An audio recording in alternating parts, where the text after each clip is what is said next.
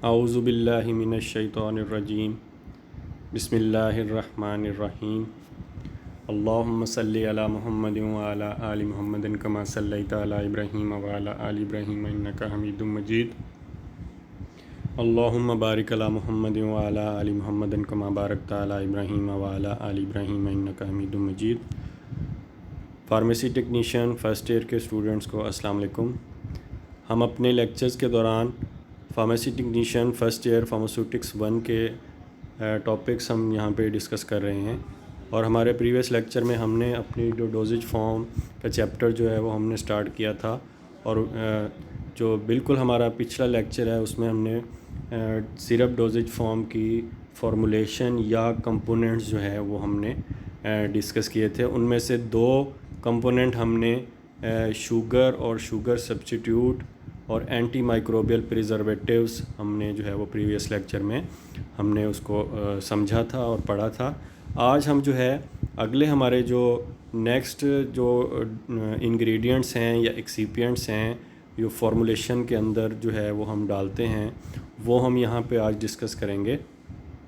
उसमें third number पे हमारा जो डोजेज फॉर्म का डोजेज फॉर्मुलेशन का जो हमारे कंपोनेंट है या इंग्रेडिएंट्स हैं वो हैं फ्लेवरेंट्स। फ्लेवरेंट्स जो है फ्लेवर्स हम पहले भी हम काफ़ी दफ़ा डिस्कस कर चुके हैं कि जो फ्लेवर्स हम इसलिए सिरप फार्मूलेशन के अंदर डालते हैं क्योंकि हमारी एक्टिव इंग्रेडिएंट जो हैं उनका जो टेस्ट होता है वो जो है वो बिटर होता है या ऑब्जेक्शनेबल टेस्ट होता है।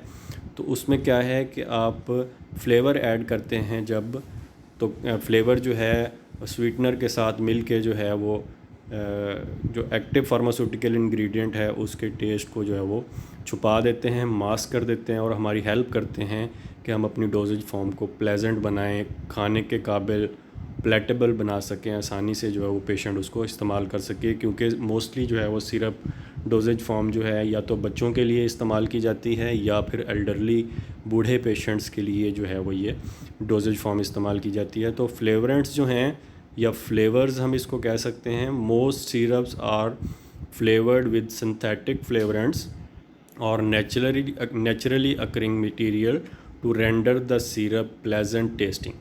हम क्यों जो है ये इस्तेमाल कर रहे हैं? जो बहुत सारे जो सिरप्स हैं उनको या तो सिंथेटिक फ्लेवर से जो है उनको मीठा किया जाता है या उनको जो है वो प्लेजेंट बनाया जाता है, या नेचुरली अकरिंग जो फ्लेवर्स हैं उनके ज़रिए उनको जो है वो हम उसका जो टेस्ट है उसको हम प्लेजेंट बनाते हैं या खुशगवार टेस्ट हम बनाते हैं। उसके अंदर जो है बहुत सारे जो है वो जो फ्लेवर्स जो हैं वो मार्केट के अंदर जो है वो मुख्तलिफ जो डोजेज जो सिरप्स हैं उनके लिए अंदर आपने देखे होंगे। उसके अंदर वोलेटाइल ऑयल्स हैं, वेनिलिन है, एप्पल फ्लेवर है, रेस्पबेरी फ्लेवर है, बहुत सारे जो है वो फ्लेवर्स जो हैं हम इस्तेमाल कर सकते हैं according to formulation of the syrup. उसके बाद कलर्स जो हैं, कलर्स भी जो है वो बहुत इंपॉर्टेंट हैं as far as syrup formulation is concern.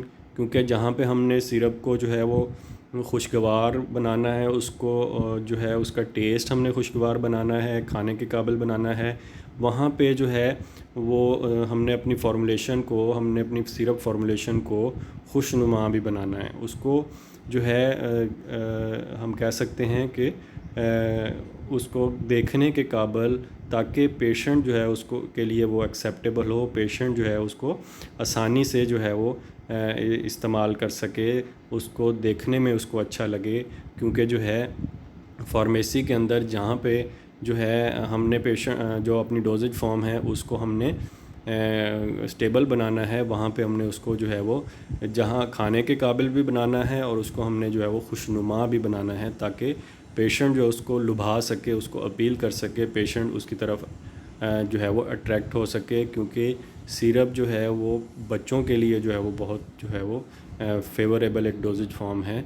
तो to enhance the appeal of the syrup की जो है शक्ल सूरत उसको बढ़ाने के लिए, उसको खुशनुमा बनाने के लिए a colouring agent is generally use.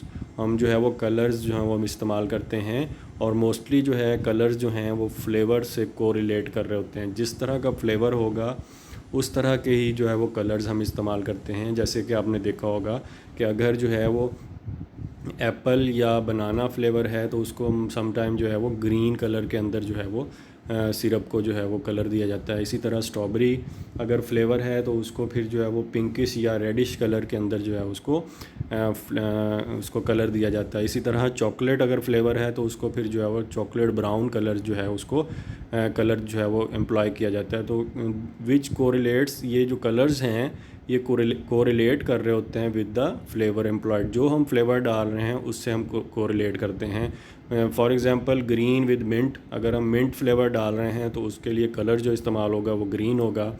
Brown with chocolate, अगर चॉकलेट फ्लेवर डाला जा रहा है तो उसके लिए फिर हम ब्राउन कलर जो है वो अपनी फॉर्मुलेशन को हम देते हैं। तो जो कलर्स जो हैं वो, एक तो कलर्स जो हैं वो वाटर सोलेबल होने चाहिए, कलर्स जो हैं वो फूड ग्रेड कलर्स का इस्तेमाल किया जाता है। वो कलर्स जो हैं वैसे तो तमाम जो फार्मास्यूटिकल इंग्रेडिएंट्स हैं वो कंपैटिबल होने चाहिए अदर फार्मूलेशन के साथ। तो जो हैं कलर्स जो हैं वो नॉन रिएक्टिव होने चाहिए विद द अदर कंपोनेंट्स। तो कलर्स जो हैं वो मुख्तलिफ जो पीएच जो हैं सिरप की पीएच है उसके ऊपर स्टेबल होने चाहिए। FD&C अप्रूव्ड कलर्स जो हैं फूड ग्रेड कलर्स इस्तेमाल किए जाते हैं, और फूड एंड ड्रग एडमिनिस्ट्रेशन के जो अप्रूव्ड कलर्स हैं वो फार्मास्यूटिकल जो सिरप डोजेज फॉर्म है उसके अंदर जो है वो इस्तेमाल किए जाते हैं।